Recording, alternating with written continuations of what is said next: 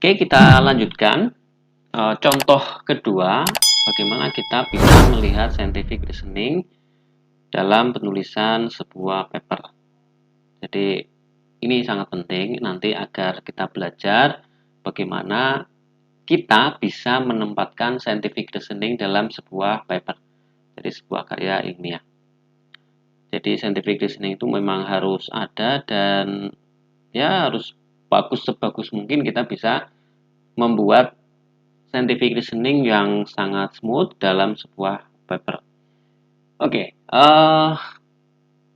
contoh yang kedua ini saya mau ambil dari Royal Maths, dari Royal Mathematical Society, ini dari Inggris ya. Kemudian ini publish tahun 2016. Ini ternyata yang ngarang sama ya, ditambah satu lagi.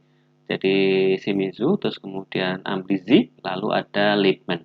Ini judulnya Extreme Precipitation Event and their relationship with ENSO and MGO phase over Northern South America. Jadi kejadian presipitasi ekstrim, hujan ekstrim, dan hubungannya dengan ENSO dan MGO, fase MGO di atas Northern, di utara South America. Jadi kalau yang contoh yang pertama, Anda bisa lihat video yang pertama, itu hanya Southern America. Kalau ini adalah Northern Amerika bagian South Amerika, tapi bagian utaranya saja. Kalau kemarin mungkin lebih luas sehingga ada hal-hal tertentu yang mungkin belum dalam lah, mungkin seperti itu. Nah, di sini dia jelas bahwa yang ingin dikaji adalah extreme precipitation event. Oleh karena itu, di bagian pertama ini dia menuliskan, di alinea pertama ini menuliskan extreme climatic event ini sangat penting, kira-kira begitu. Ini contohnya banyak, saya tidak akan baca lebih detail, tapi kalau Anda membahas tentu di sini semua disertai rujukan. Presipitasi ekstrim itu apa? Klimat ekstrim itu apa? Lalu dampaknya seperti apa? Itu Anda bisa jelaskan. Nah, lalu di sini langsung masuk di bab alinea kedua. Extreme event can be defined by threshold. Jadi sesuatu yang ekstrim itu tentu kalau dalam sebuah wacana ilmiah tentu dia membutuhkan kriteria tertentu atau batas tertentu. Nah, dalam hal ini kita membutuhkan threshold. Jadi misalkan presipitasi tentu harus ada batasnya. Berapa sih sesuatu yang dianggap ekstrim itu? Nah, ini kita mungkin agak membedakan dengan ilmu-ilmu sosial ya. Jadi kalau di ilmu-ilmu sains itu biasanya dia lebih rigid. Jadi thresholdnya itu berapa? Termasuk temperatur. Temperatur yang ekstrim itu berapa? Terus peruntukannya untuk siapa?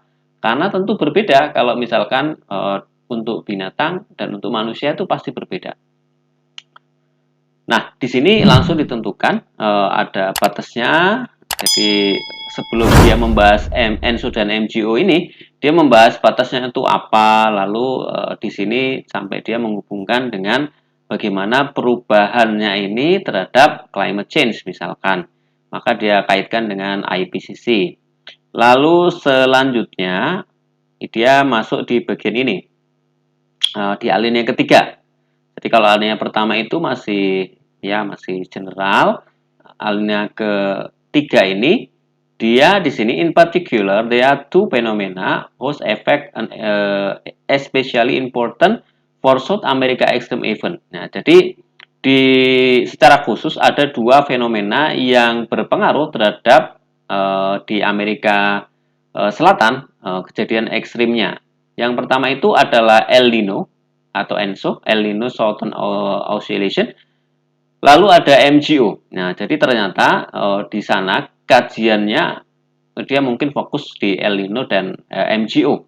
Nah, di sini termasuk dia mengambil referensinya juga referensi yang sudah sangat lama. Jadi makanya di sini kalau saya lebih suka memang kalau rujukan asli itu mending dari awal. Jadi misalkan MGO itu siapa, bagaimana karakteristiknya, saya lebih suka kalau kita ambil rujukan dari penemunya. Nah, jadi langsung di Pak Madden dan Julian. Nah, ini kemudian remote effect. Jadi remote effect of ENSO over South America itu termasuk ada ini kekeringan di Amazon selama ENSO years. Ini juga sudah pengetahuan lama. Dry and wet in not during La Nina. Ini juga pengetahuan yang sudah sangat lama. Makanya di sini banyak referensi yang ya lama-lama semua lah ya.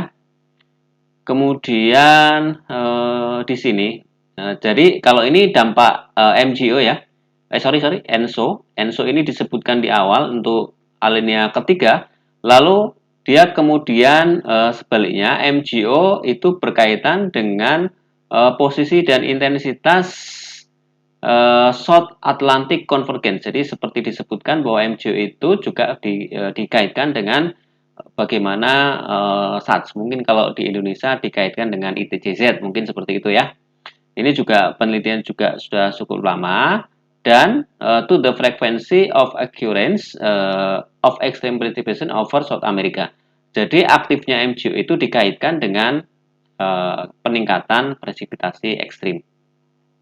Nah, pengaruh MGO over South America itu terjadi to the two main mechanism.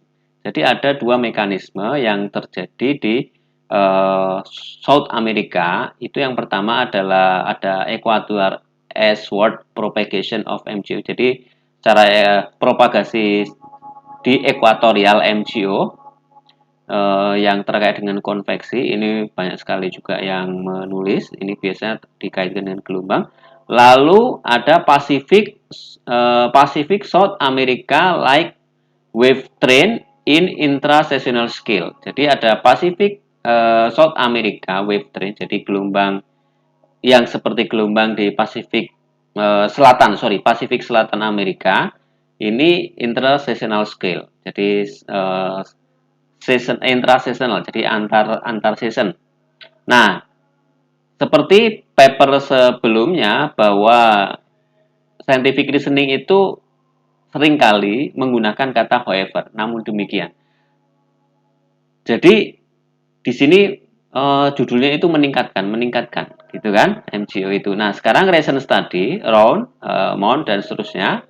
Hall ini penelitian yang juga masih gunakan. Kemudian juga Shimizu Ambrishi, artinya dia masih menggunakan Hall 2014 dan Shimizu Ambrishi tahun 2016, yaitu paper yang sebelumnya, has demonstrated that precipitation and temperature anomaly associated with MGO event can be strengthened atau weakened. Jadi dia dapat melemah dan menguat ketika MGO dan ENSO itu terjadi secara bersama-sama. Jadi ini sangat sangat dinamik ya. Dia bisa menguat maupun melemah pada saat mereka berinteraksi. Ini mungkin hasil dari penelitian Shimizu dan Ambrishi di paper yang pertama yang kita bahas sebelumnya.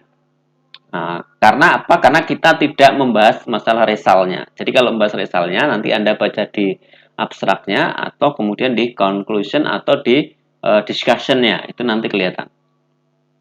Nah, jadi dia efeknya itu bisa menguat maupun lemah. Jadi ini berbeda ya dengan yang alinea ketiga ini. Kalau ketiga ini kan sepertinya sudah dipastikan bahwa kalau MGO itu meningkatkan dan seterusnya.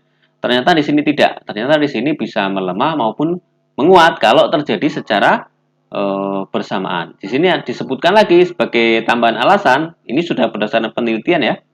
Moreover, the effect on an anomaly pattern depend on MGO fase. Jadi ini tergantung dari fase juga. Jadi di samping ada strength, jadi MGO itu kan ada nilainya ya, amplitudonya, ada yang kalau aktif itu dianggap 1 ke atas, sedangkan yang tidak aktif itu artinya 1 ke bawah.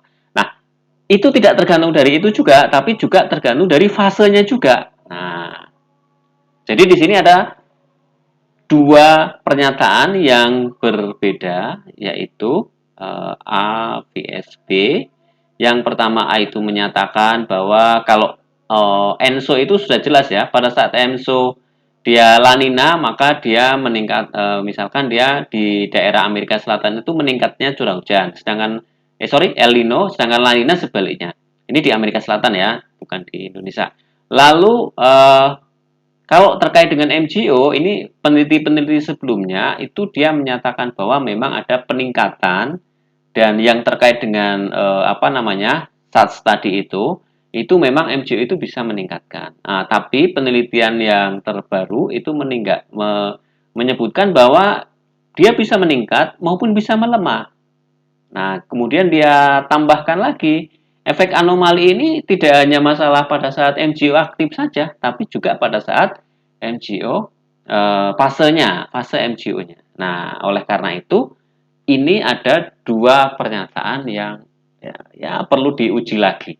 Nah, disinilah masuk namanya scientific reasoning. Jadi di sini menyatakan, oh enggak, ini tergantung dari aktif keaktifannya, lalu anomalinya. Di sini menyatakan pokoknya kalau MgO terjadi ini bersamaan dengan SARS, maka dia presipitasinya naik. Kalau di sini ternyata tidak. Nah, lalu dia ingin menguji, nah, bagaimana sih di daerah dia didetailkan kan, dia didetailkan bagaimana sih kalau di daerah Northern South America. Jadi alasannya seperti itu. Jadi ada dua penelitian yang hasilnya itu kok kayaknya perlu perlu diuji lagi gitu. Nah, itu apa namanya?